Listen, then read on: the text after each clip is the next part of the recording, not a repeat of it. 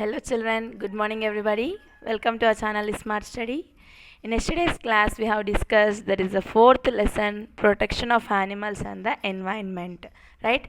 In this lesson what we have discussed about what is how to conserve the wildlife, that means how to protect the animals and plants, and also how to take care of the domestic and the pet animals, and all this to save the extincted animals like what? Elephants, rhinoceros, all these animals. What they are doing, I told for you, they are using their tusks and crocodile skin they are using for making the handbags and purses. Yes or no? Even the rhinoceros horns, means kommulu, they are using for what, nana? For making the medicine. So we should stop all killing these animals, and for this government also have passed some acts, I told for you in the previous class. Now we will continue our next topic in this lesson. Okay, 1 minute, I am zooming it. Yes, is it visible to you? Okay, now see Nana here, what is there? National parks and sanctuaries. Now today we are going to learn about where are the all national parks are there and different sanctuaries. So about this we shall discuss. See here, the Indian government has set up national parks and sanctuaries to protect the animals. So our Indian government has provided us what? Many national parks and sanctuaries for protecting the animals. National parks means, sanctuaries means what, Nana? It is like a holy place, nothing but the place will be very calm and it will be peaceful there. Okay, and there all animals, different birds will be there, so that any people will not harm those animals. Clear?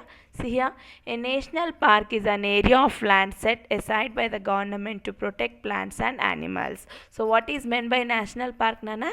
It is the area of the land, so some land which is given by the government for protecting the plants and the animals. Clear? No one is allowed for hunting or killing of animals, destroy plants and graze cattle in the national parks. So these national parks are provided by the government, right? That land will be given by the government and there many plants and animals will be there. So there no one is having right to kill or hunt the animals or to spoil any plants or to eat. The graze cattle means what? Nothing but the cows, buffaloes will be there. No, they also should not come and eat grass or anything in that parks. Clear? So this is about the national park. Now we shall see about what are where the different national parks are there in India. Okay, see here, some of the national parks in India are as follows. Gundi National Park in Tamil Nadu. Okay, in Tamil Nadu the national park named as Gundi National Park is there. Eravikulam National Park in Kerala. In Kerala national park name is what, Nana? Eravikulam. In Tamil Nadu it is Gundi, and Kerala Eravikulam, and this is Jim Corbett National Park, Nana. This is Jim, J-I-M, okay? J-I-M, here they have not written. Okay, Jim Corbett National Park is in the Uttarakhand. And next one, Sundarbans National Park in the West Bengal, that means Kolkata. Kaziranga National Park is in the Assam. So these all are the different national parks which are there in India. Okay, Gundi in the Tamil Nadu, Eravikulam National Park in the Kerala, Jim Corbett National Park in the Uttarakhand, Sundarbans National Park is in the West Bengal, that is Kolkata, and the Kaziranga National Park is in the Assam. Clear? See, this is the picture of the what? Mahavir Harina Vanasthali National Park. If you have seen, okay, who lives in Hyderabad here and the outskirts, you might have known the Ramoji Film City. Yes, all of you. So before that Vanasthalipuram will be there on the left side. If you see, this will be there, Vanasthalipuram. Okay, in the Vanasthalipuram place this will be there, Mahavir Harina National Park.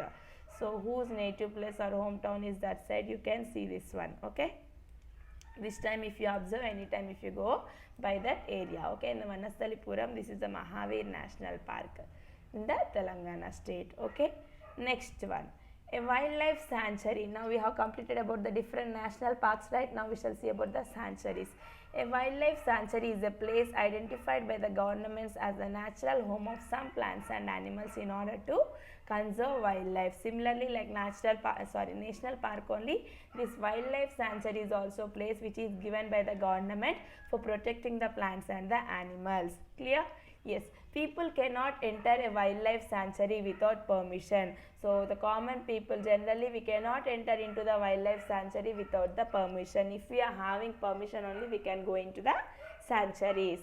Some of the wildlife sanctuaries in India, the states where they are located and the animals found there are given below. So in India where there are different sanctuaries, they have given. See here, wildlife sanctuary. First one, Rajiv Gandhi Wildlife Sanctuary is in Andhra Pradesh and Telangana, saves the tiger, panther, sloth, bear. So this is the wildlife sanctuary name what Nana? Rajiv Gandhi Wildlife Sanctuary. Where it is there in the Andhra Pradesh and Telangana, and it will save what? Tiger, panther, sloth, bear. So all these types of wild animals will be saved in this sanctuary, Rajiv Gandhi. Second one, in Odisha, Chilaka Lake Wildlife Sanctuary is providing sanctuary for black buck, hyena and flamingo. Flamingo is a bird, Nana. Hyena means I told scavenger, it will kill the, so it will eat the dead animals. Yes or no? So in Odisha, which sanctuary is there? It's Chilika Lake Wildlife Sanctuary. So they will be protecting all these animals, black buck, hyena and flamingo. Clear? Next one, Jharkhand's Hazirabad Wildlife Sanctuary saves wild boar, this bear, sloth bear and hyena. So in Jharkhand, what is the sanctuary name, Nana? Hazirabad Wildlife Sanctuary. Hazirabad. Okay. So it will be saving all these animals, wild bear, sloth bear and hyena. Clear? Fourth one, Periyar Wildlife Sanctuary is in Kerala, provides home for the Nilgiri Thar, tiger and elephant. So which is the sanctuary is there in the Kerala means Periyar Wildlife Sanctuary, Nana. So it will be providing home for the Nilgiri Thar, tiger and elephant. Clear? Last one, see here, Rajasthani Sariska Wildlife Sanctuary. So in Rajasthan, what is the sanctuary? Sariska Wildlife Sanctuary. It is famous for tiger, leopard and panther. So these all are the different wildlife sanctuaries which are there in India. Rajiv Gandhi Wildlife Sanctuary in Andhra Pradesh and Telangana. In Odisha, Chilaka Lake Wildlife Sanctuary. In Jharkhand, Hazaribagh Wildlife Sanctuary. Periyar Wildlife Sanctuary is in Kerala. And in Rajasthan, Sariska Wildlife Sanctuary is there. These all words are new for you, but even though you read twice or thrice, then it will be easy for you. Okay, along with the spellings you can learn, so that you will be able to know where they are there. Next one, see here, one more is there here. Now next, bird sanctuary. See here, Ranganatittu Bird Sanctuary is in Karnataka. Vedantangal Bird Sanctuary in Tamil Nadu. Mangalavanam Bird Sanctuary in Kerala have bird sanctuaries in India where different types of birds are protected. Till now we have seen about different types of animals. So along with the animals, birds also will be having the sanctuaries, Nana. So first one is what? Ranganatittu Bird Sanctuary is there in the Karnataka itself, Ranganatittu, and Vedantangal Bird Sanctuary in the Tamil Nadu, and Mangalavanam Bird Sanctuary is there in the Kerala. So these all are the different bird sanctuaries which are there to protect the various kinds, different varieties of the birds. All the birds will be protected here in the bird sanctuaries. Next one, you see, Project Tiger. What is meant by Project Tiger? We shall see. See here, in 1973, this year is very important. They will ask you, in which year Project Tiger was started? What you should say? 1973, which Project Tiger is started in which year means 1973. This year is very important. 1973. Clear? Yes. Now see, I'll read the para. In 1973, the Government of India launched a Project Tiger to save tigers from extinction under the Project Tiger. So what is this Project Tiger? The main aim of this Project Tiger is means to save the tigers, because many tigers are dying, only some are left. So what they are doing for saving all these tigers, they have started this scheme in the year of the 1973. So what they will do, we shall see here. 45 tiger reserves have been created in our country to conserve the tigers. Conserve means protect. So how many tiger reserves are there, Nana? Total 45 tiger reserves they have been created for protecting the tiger. So in all these tiger reserves, the tigers will be there. So they will be protecting. Nobody can harm them if they are protected there. Tiger became a protected animal. Hunting of tigers is now a punishable act. So now if anybody kills the tiger, immediately they will be given the severe punishment. So tiger has become a protected animal. Now we are saving the tigers. Okay, if you kill or if you harm the tiger, immediately punishment will be given. As a result of these initiatives, the number of tigers in India has increased. India is now home to about half of the world's tiger population. So as a result, what will happen? We are saving the tigers. Then what happen if we save the tigers? More and more tigers will be coming. Yes or no? They will be giving birth to the younger ones. Like that, tigers population will be increasing. So day by day, what happened? Nobody is hunting or harming the tigers. Then tigers population has increased. And how much it is increased means in whole world's tiger population, half of the tigers population are there in our India only itself. Okay, in whole world tigers will be there. No. In all those tigers, half of the tigers which are there in the world are present in our India. Yes. Next one. See here, conservation of forest. That means how to protect the forest, protection of the forest. See here, deforestation. This process is important. What is deforestation? They will ask you. We shall see here. Deforestation is the removal of a forest where the land is therefore converted to a non-forest use. Okay, deforestation means D means removing, means what? If the forest is there, they will be cutting all the plants and they will be using that land for building, for constructing buildings or anything. Okay, so cutting the forest and making it and making the use of the land only is called as the deforestation. Deforestation includes conversion of the forest land to farms, just now I told. So in the deforestation, they will be converting whole the forest land into the farms. Due to increasing population, forests are cut down for the construction of buildings, towns and industries. So day by day, as the population is increasing, what the people are doing? They are cutting all the forests and they are making the lands into the buildings, towns, cities. Whole they are developing by cutting the forest. So this process is called deforestation. Cutting of forest and making that land into the buildings is called as what, Nana? Deforestation. If the forests are cut down, animals will not have their homes. Yes or no? If we go and cut the forest like this, where do the animals live? They will not have any homes. The amount of oxygen in the air will be reduced and soil erosion will increase. Along with this, animals' home will be not there, and what will happen? The amount of the oxygen in the air also will be reduced. If more and more plants are there, only we will be able to breathe the pure and pure air and the oxygen. Yes or no? So if we go and cut the trees and forests like this, the amount of oxygen which is present in the air will be reduced. Yes or no? And the soil erosion also will be increasing. Soil erosion means what? Now the mud will be there. Yes or no? At the ground, the whole mud will be there, no soil. So if the more wind comes, what will happen? The top layer, up the soil will be there. No, the top layer of the soil will be blown away. If more air comes, what will happen? Whole that soil kottukupotundanta kandana. So whole the soil will be going off. So because of this cutting this forest, soil also will be not there. The soil erosion process will be increased. Okay.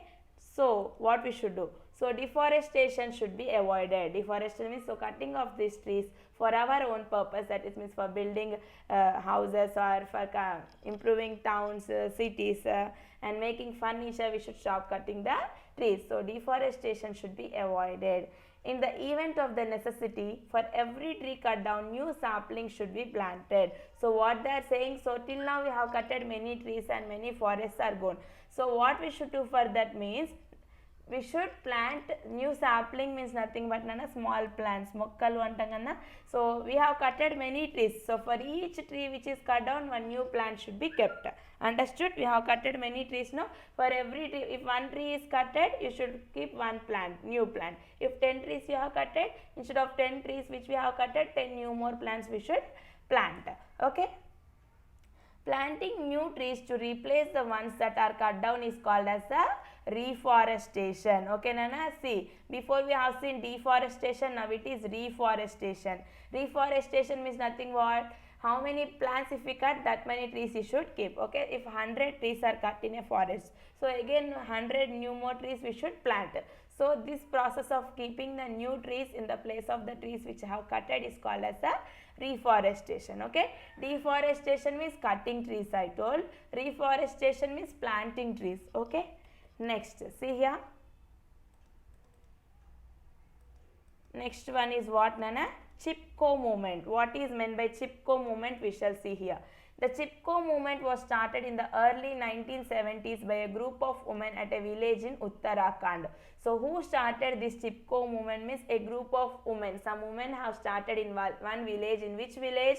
In Uttarakhand. In Uttarakhand, in one village, a group of women has started this Chipko movement in the early 1970s. Means in the 1970s period they have done this movement, Chipko movement. What is this movement? We shall see here. It was led by Sundarlal Bahuguna. Okay, who have started, who told about this Chipko movement means Sundarlal Bahuguna. He is the person. Okay, Sundarlal Bahuguna. Chipko in Hindi means to stick. What is the meaning of Chipko in Hindi means to stick? Okay, na kattubadi undadam antam kadana. So for sticking that movement. So what they have said, see here. The women hugged trunks of the trees to prevent woodcutters from cutting the trees. It helped to conserve forest. So what all the group of women done means they went and hugged the trees in the forest. Okay, many trees will be there, no trunks will be there, no, they went and hugged the trees and said for woodcutters that please don't cut these trees. So what happened? They all listened the words of their women and they have stopped cutting the trees. So with this Chipko movement, what happened? It helped to conserve forest. By this they have protect the forest. Okay, from that time onwards they have not cutted the trees. So this is the Chipko movement. Who started this means you should say Sundarlal Bahuguna. With whom they started? A group of women started. In which state means Uttarakhand. Okay, which year means in 1970s period you should say. Next one, Van Mahotsav program. What is meant by Van Mahotsav program? We shall see here. Van Mahotsav, which is also known as the Forest Week, was launched by the Government of India in 1950 in Gujarat. These places and years are very important. And Van Mahotsav is started where, in which year means you should say in 1950 in Gujarat by the Government of India. Van Mahotsav can also be called as the Forest Week. It is an annual tree planting. Annual means 1 year, yearly once. It is an annual tree planting festival that aims to protect the forest coverage. Okay, means what, for every year we should plant some plants because many forests are cut, many plants they have cutted. Instead of that we should plant more trees every year so that we can cover the forest area. Till now how many plants are cutted off. Government nurseries supply samplings to the people for afforestation. So government nurseries means what, Nana? The place where all the small plants will be there. Mukkalanni untayi akkada. So those are called as the nurseries. So these government nurseries will be supplying the saplings, that means small plants, to the people for afforestation. Afforestation means what? Again planting the trees only. Now whole land is there here. In that land whole they will be planting the trees and they will be making the land into the forest. Before I told deforestation. In deforestation they will be making whole the forest, they will be cutting the trees and they will be changing into land. Forest they will be cutting the trees and changing to land means that is called deforestation. Afforestation means land only they will be converting into the forest by planting the trees. See here, plain land is there, they are planting the trees. That whole after a few years what they will become? It will be becoming as a forest. So Van Mahotsav program is nothing but the Forest Week which started in the year of the 1950 in the Gujarat by government. So government will be supplying many trees for the people for planting trees, that is for afforestation. The land will be changed into the forest. Afforestation means, okay. Reforestation also came. Reforestation means what I told, planting trees. So this deforestation, reforestation and afforestation terms are important, okay.